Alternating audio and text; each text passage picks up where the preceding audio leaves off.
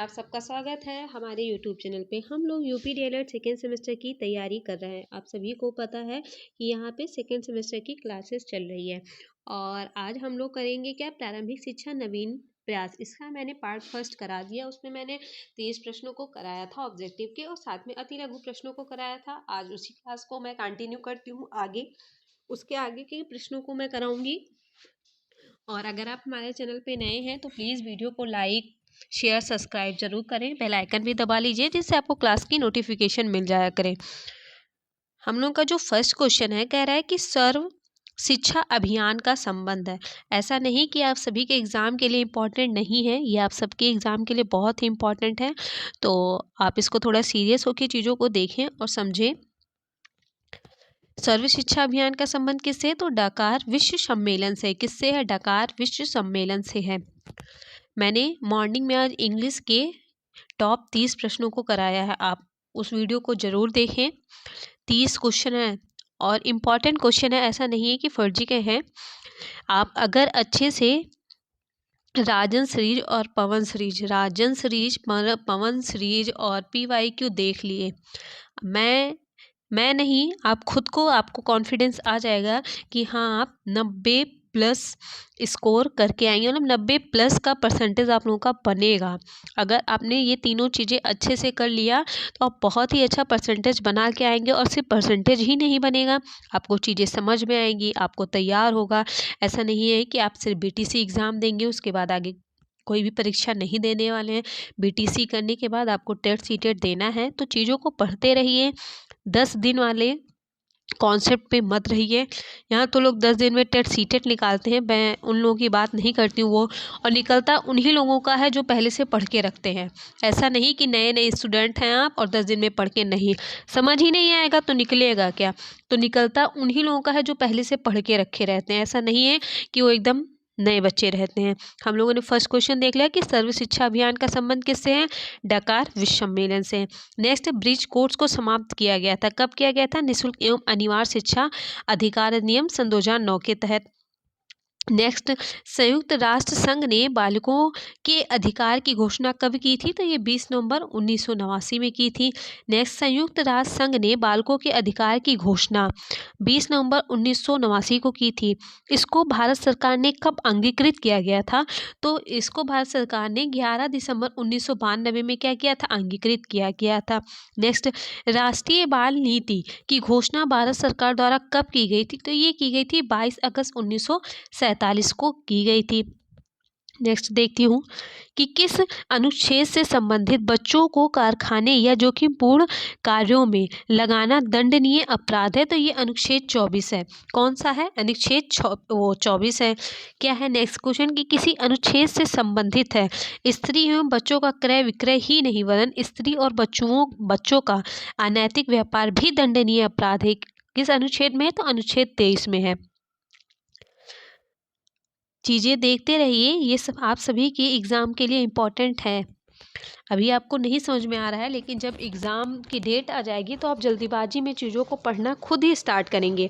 और वही जल्दीबाजी आपके एग्ज़ाम में, जब आप परीक्षा हाल में बैठते हैं तो आपको क्या होता है, क्वेश्चन जब आगे आता है और ऑप्शन आते हैं तो समझ नहीं आता है। तब आप क्या करते हैं, अक्कड़ बक्कड़ करके और ऑप्शन लगा के आते हैं कि हाँ ये सही हो जाएगा। ऐसा मत करिए, क्योंकि अगर आपने ऑब्जेक्टिव अपना अच्छा कर लिया, 100% नंबर अपने उसमें ले आए। अगर 15 नंबर का है, 15 से 15 नंबर लेके आप चले आए तो आपका तो बैक नहीं ही लगेगा। 15 नंबर अगर आपने यहाँ से पूरा गेन कर लिया, तो अगर आपने 15 यहाँ अच्छे से गेन किया है तो आप आगे बेटर करोगे, इसकी गारंटी है। क्योंकि अगर आपने ये 15 अच्छे से किया है तो आपने चीज़ों को पढ़ा है, और अगर आपने चीज़ों को पढ़ा है तो आप अच्छा करके ही आएंगे। क्या है, किसका कथन है कि मैं काल के सारे धर्म मानता हूँ क्योंकि प्रत्येक धर्म मुझे ईश्वर तक ले जाता है। जितने भी धर्म हैं उनके मूल सिद्धांतों में कोई अंतर नहीं है। पथ भले ही अलग अलग हों, सभी धर्मों की मंजिल एक है। अतः यह आवश्यक है कि सभी धर्म को समान आदर दिया जाए। किसने कहा? स्वामी विवेकानंद जी ने कहा था कि पथ भले ही अलग अलग हों लेकिन सारे धर्म एक समान हैं। राज्य के नीति निर्देशक तत्व के अंतर्गत राज्य को अपनी नीति इस प्रकार से संचालित करने का निर्देश दिया गया है जिससे पुरुष और स्त्री सभी नागरिकों को समान रूप से जीविका प्राप्ति के साधन, देश के भौतिक संसाधनों का स्वामित्व एवं नियंत्रण, सामान्य कार्य हेतु स्त्री पुरुष के लिए समान वेतन तथा बच्चों के लिए गरिमामय वातावरण के विकास संभव हो सके। या किस अनुच्छेद से संबंधित है? तो यह अनुच्छेद 39 है। डाइट का कार्य है। डाइट का क्या कार्य है? तो बीटीसी को प्रशिक्षण करना, सेवारत प्रशिक्षण, विशिष्ट बीटीसी प्रशिक्षण, उपयुक्त सभी हो जाएगा। नेक्स्ट, जिला परियोजना कार्यालय का क्या उद्देश्य है? ये है शिक्षा के सार्वभौमिकरण लक्ष्य को पूर्ण करना, बीआरसी प्रशिक्षण करना, विद्यालय भवन का निर्माण करना, उपयुक्त सभी। ये आप सभी के लिए इम्पोर्टेंट,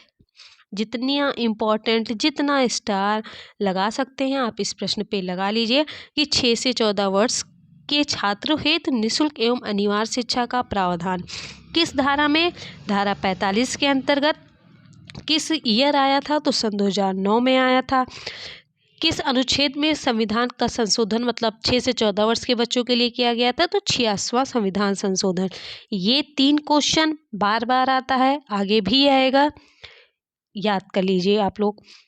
शिक्षा बिना बोझ के यशपाल समिति, जो बच्चे सीटेट का पेपर दे के आए होंगे, अगर उन्होंने यशपाल एनसीएफ पढ़ा होगा तो वो ये चीज़ें समझ रहे होंगे, और जिसने एनसीएफ नहीं पढ़ा होगा तो उसका तो सीटेट नहीं निकलेगा। राष्ट्रीय शिक्षा नीति कब बनी? राष्ट्रीय शिक्षा नीति है जो 1986 में बनी। नेक्स्ट, राष्ट्रीय शिक्षा नीति के कुल कितने खंडों में बांटा गया था? तो इसको 12 खंडों में बांटा गया था। नेक्स्ट, कस्तूरबा गांधी बालिका विद्यालय की स्थापना किस स्तर पे की जाती है? तो ये ब्लॉक स्तर पे। और मैं उस दिन कन्फ्यूज़न में थी कि बालिका विद्यालय प्राथमिक के लिए तो या माध्यमिक के लिए। मैंने आप सबसे पूछा भी था, तो एक बच्ची ने कमेंट भी किया था कि माध्यमिक, तो उसने सही बताया था।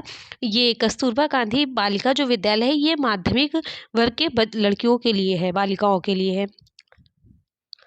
कस्तूरबा गांधी बालिका विद्यालय में कितने वर्ष तक शिक्षा दी जाती है? तो ये 3 वर्ष तक। कस्तूरबा गांधी बालिका विद्यालय में बालिकों की आयु वर्ग क्या है? तो 11 से 14 वर्ष, यानी माध्यमिक की ही बात ये कर रहा है। नेक्स्ट, ये आप कस्तूरबा गांधी बालिका, इससे 1 क्वेश्चन 2 क्वेश्चन मतलब मैक्सिमम 2 से 3 क्वेश्चन आपके एग्जाम में आने हैं, इसलिए इसका आप कॉन्सेप्ट क्लियर कर लीजिए, चीज़ों को थोड़ा समझ लीजिए। कस्तूरबा गांधी बालिका विद्यालय की स्थापना किस प्रकार के ब्लॉक में की जाती है? तो ये शैक्षिक रूप से पिछड़े ब्लॉक में की जाती है। कस्तूरबा गांधी बालिका विद्यालय में बालिकों को किस कक्षा में प्रवेश किया जाता है? तो ये कक्षा 6 के बच्चों में प्रवेश किया जाता है। 6, 7, 8 3 क्लास वो लोग पढ़ते हैं, क्योंकि 3 वर्ष की शिक्षाएं दी जाती है कस्तूरबा गांधी में। कस्तूरबा गांधी बालिका विद्यालय में बालिकों को शिक्षा की किन किन कक्षाओं में दी जाती है? शिक्षा किन किन कक्षाओं में दी जाती है? तो कक्षा 6, 7, 8, क्योंकि आगे बात की गई थी कि 3 वर्ष तक की शिक्षा दी जाती है। नेक्स्ट, ग्राम शिक्षा समिति का अध्यक्ष कौन होता है? ये आपके ग्राम प्रधान होते हैं। आप लोग वीडियो देख के और चुपके से निकल जाते हैं, तो आप ऐसा मत किया करिए, वीडियो को लाइक ज़रूर किया करिए, क्योंकि आप जब लाइक करते हैं तो हमें मोटिवेशन मिलता है कि हाँ आपको चीज़ें समझ आ रही हैं, आपको समझ आ रहा है, जो मैं करा रही हूँ वो इम्पॉर्टेंट है। और आप सभी प्रॉपर चीज़ों को देखिए, फालतू की चीज़ें नहीं है ये आप सभी के लिए, ये आपके एग्ज़ाम में आएंगी, और अगर आपने अच्छी सी चीज़ों को पढ़ लिया तो वो आपको ही फ़ायदा करेगा। नेक्स्ट क्या है कि ग्राम शिक्षा समिति का सचिव कौन होता है? तो ये प्रधानाध्यापक होते हैं। ग्राम शिक्षा समिति कितने अभिभावक होते हैं? अगर बात करें तो 3 होते हैं। ग्राम शिक्षा समिति में कुल कितने सदस्य होते हैं? तो 5 होते हैं। नेक्स्ट, ग्राम शिक्षा समिति में कितनी महिला अभिभावकों का होना आवश्यक है? तो 1 होते हैं। जल्दीबाजी में चीज़ें गलत हो जाती है। नेक्स्ट, ग्राम शिक्षा समिति जो है, ग्राम शिक्षा समिति का गठन किस धारा के अंतर्गत किया गया था? तो ये आपकी धारा 12 है। ग्राम शिक्षा समिति का गठन किस वर्ष किया गया था? तो वर्ष सन 2000 में किया गया था। उत्तर प्रदेश बेसिक शिक्षा परिषद का गठन किस वर्ष हुआ? 1972 में हुआ था। बीआरसी समन्वयक सह समन्वयक अपने विकास क्षेत्र के न्याय पंचायत के अंतर्गत आने वाले विद्यालयों का माह में कितनी बार निरीक्षण करते हैं? 2 बार करते हैं। नेक्स्ट क्वेश्चन क्या है कि NPRC के प्रमुख को क्या कहते हैं? संकुल प्रभारी कहते हैं। हम लोगों ने देख लिया सारे ऑब्जेक्टिव प्रश्नों को। मैं कह रही हूँ सिर्फ 30 प्रश्न कराऊंगी, उसके आगे फिर हम लोग क्या देखेंगे, अति लघु प्रश्नों को देखेंगे। इससे क्या हो रहा है कि आपके ऑब्जेक्टिव के साथ साथ आप कुछ अति लघु प्रश्नों को भी पढ़ रहे हैं। साथ में मैं मॉर्निंग में टॉप 30 प्रश्नों को करा ही रही हूँ, आप उसको भी ज़रूर देखिए। हम लोग का जो फर्स्ट क्वेश्चन है क्या कह रहा है कि संशोधित राष्ट्रीय शिक्षा नीति 1992 को किस अन्य नाम से जाना जाता है? तो इसको हम जानते हैं प्रोग्राम ऑफ एक्शन 1921। ईयर कौन सा था? 1992 में था, सॉरी 92 है। यशपाल समिति का गठन कब हुआ? 1992 में हुआ। शिक्षा बिना बोझ की यह रिपोर्ट यशपाल समिति ने कब प्रस्तुत किया था, मतलब प्रत्यक्ष किया था? तो 1993 ईस्वी में। न्यूपा का अध्यक्ष कौन होता है? अवकाश प्राप्त IAS। भारतीय संविधान के अनुच्छेद 51 का के बारे में आप क्या जानते हैं? तो भारतीय संविधान का जो अनुच्छेद 51 का था का संबंध मौलिक कर्तव्यों से है।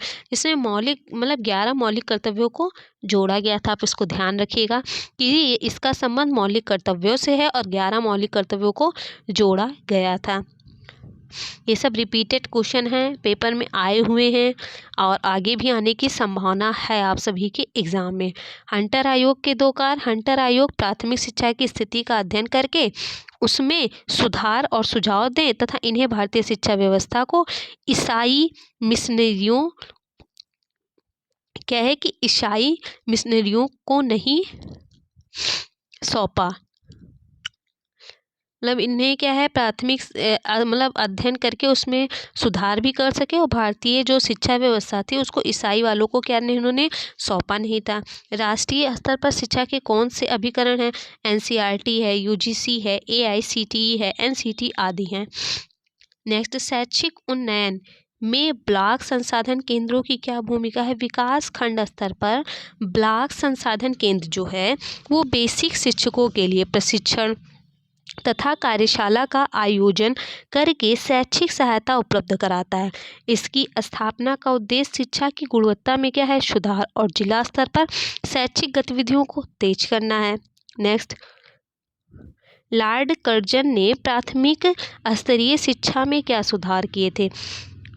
कुछ इम्पॉर्टेंट हैं उन्हीं को देखेंगे कि इन्होंने क्या किया कि प्राथमिक शिक्षा को 2 वर्ष का प्रशिक्षण देने की व्यवस्था की जाए तथा साथ में इन्हें वेतन और सेवा शर्तों में भी सुधार किया जाए। प्राथमिक शिक्षा का प्रसार करना सरकार का मुख्य उत्तरदायित्व है, अतः इस ओर सरकार की ओर ठोस कदम उठाने चाहिए। देख लेती हूँ सारे। नेक्स्ट क्या है कि क्षेत्रीय आवश्यकताओं को ध्यान में रखकर प्राथमिक शिक्षा का पाठ्यक्रम तैयार कराएं और उसमें उपयोगी विषयों को भी क्या करना चाहिए? सम्मिलित करना चाहिए। नेक्स्ट क्या है कि प्राथमिक शिक्षा का माध्यम भारतीय भाषाओं को बनाया जाए एवं उसमें अंग्रेजी को स्थान ना दिया जाए, इन्होंने कहा। नेक्स्ट, प्राथमिक स्तर में शिक्षण की विधियों का विकास किया जाए तथा किंडरगार्टन प्रणाली का उपयोग किया जाए। देख लीजिए ये लॉर्ड कर्जन के कुछ उद्देश्य थे प्राथमिक स्तर पे। नेक्स्ट क्या है कि प्रोग्राम ऑफ एक्शन में कौन कौन से लक्ष्य निर्धारित किए गए थे? प्रोग्राम ऑफ एक्शन, इसमें नारी समानता के लिए शिक्षा, अनुसूचित जाति एवं जनजाति तथा पिछड़े वर्गों की शिक्षा, अल्पसंख्यक की शिक्षा, विकलांगों की शिक्षा, प्रौढ़ एवं सतत शिक्षा और पूर्व बाल्यकाल परिचर्चा शिक्षा संबंधी परियोजनाओं को क्या किया था? प्रस्तुत किया था। शिक्षा को संविधान समवर्ती सूची में रखने का क्या उद्देश्य था? शिक्षा के व्यापक एवं जटिल स्वरूप के कारण 1976 में 42वें संविधान संशोधन द्वारा शिक्षा को कहाँ रखा गया? समवर्ती सूची में डाला गया। इसका उद्देश्य केंद्र तथा राज्यों को सम्मिलित एवं समन्वित प्रयासों द्वारा शिक्षा के स्तर का क्या करना था? उन्नयन करना था। नेक्स्ट, स्कूल चलो अभियान कब प्रारंभ हुआ? जुलाई 1996 में। कक्षा 1 से 8, 6 से 14 वर्ष के सभी बच्चों को विद्यालय के प्रति आकर्षित करने के लिए स्कूल चलो अभियान चलाया गया था। ये इम्पॉर्टेंट क्वेश्चन है, आप लोग स्टार बना लीजिए, ये आपके एग्जाम में आ सकता है। या यही पूछ लेगा कि स्कूल चलो अभियान कब प्रारंभ किया गया, तो जुलाई 1996 में, याद रखिएगा आप लोग। नेक्स्ट, राष्ट्रीय बाल श्रम परियोजना बहुत पूछता है, आगे भी पूछा जाएगा ये। इस परियोजना का उद्देश्य घातक उद्योगों से वर्ष सन 2010 तक बाल श्रम को समाप्त करना तथा बाल श्रम को पूर्ण उन्मूलन इस परियोजना का एक क्रमिक लक्ष्य है। CTE किस स्तर के शिक्षकों को तैयार करता है? माध्यमिक एवं उच्च माध्यमिक। CET जो ये आपका CET पेपर होता है, ये किस स्तर पे शिक्षकों को तैयार करता है? तो ये माध्यमिक उच्च माध्यमिक। बिना बोझ शिक्षा में कितने प्रकार के बोझ बच्चों में होने की बात की गई? 2 प्रकार के बोझ, एक भौतिक होता है, क्या होता है? मानसिक होता है। न्यूपा का मुख्यालय कहाँ स्थित है? दिल्ली में स्थित है। RTE का पूरा नाम राइट टू एजुकेशन। वर्तमान में शिक्षा को किस सूची में रखा गया है? समवर्ती सूची में, ये स्टार बना लीजिए, आपके बहुविकल्पी में पूछता है। भारतीय शिक्षा आयोग का गठन 1882 में। कोठारी आयोग का गठन, ये भी स्टार लगा लीजिए, 14 जुलाई 1964। कोठारी आयोग के अध्यक्ष कौन थे? Professor DS Kothari. समवर्ती सूची में दिए गए विषयों पर नीति एवं कानून बनाने का अधिकार किस सरकार को है? केंद्र एवं राज्य सरकार दोनों का है। भारत के एक पंथ निरपेक्ष राष्ट्र की घोषणा का उल्लेख कहाँ पर किया गया है? तो ये संविधान के 42वें संशोधन में मतलब ये बात की गई थी। आज के वीडियो में इतना ही। आई होप कि आप सभी को चीज़ें पसंद आ रही हों, ऐसा मैं उम्मीद करती हूँ कि थोड़ा बहुत ज़्यादा नहीं, बट हाँ कुछ चीज़ें तो आपको समझ में आ ही रही होगी। और ये सभी आपके एग्ज़ाम के लिए इम्पॉर्टेंट हैं। आप जितना रिवीजन कर सकते हैं, आपके पास समय है, अभी रिवीजन करते रहिए। आप रिवीजन कर करके खुद को अच्छा बनाएंगे, मजबूत बनाएंगे अपने सब्जेक्ट के प्रति, कि आपका सब्जेक्ट क्या हो जाएगा? स्ट्रॉन्ग हो जाएगा। अगर चीज़ें अच्छी हो जाएंगी, आप बेहतर लेवल पे चीज़ों को कर लेंगे, तो उसमें आपका कुछ भी घाटा नहीं है। आपके लिए ही अच्छा है। आप एग्ज़ाम देके ये नहीं सोचना पड़ेगा कि कहीं मेरा बैक, अगर जिन बच्चों का बैक लग गया, अगर बाई चांस भर्ती आ गई, तो वो तो फिर भर्ती से बाहर ही हो जाएंगे। इसलिए आप कोशिश यही करिए कि आपका बैक ना लगे, आप अच्छे नंबर से पास भी हों। और अगर हमारे चैनल पे आप नए हैं तो प्लीज़, अगर चीज़ें अच्छी लग रही हो तो ही आप सब्सक्राइब कर लें, अन्यथा मत करिए सब्सक्राइब, आप मत करिए। और वीडियो पसंद आ रहा है तो लाइक ज़रूर करें। अगर सब्सक्राइब कर रहे हैं तो बेल आइकन दबा लीजिए, जिससे आपको क्लासेस की नोटिफिकेशन मिल जाए। मिलती हूँ आप सभी से नेक्स्ट वीडियो में। धन्यवाद।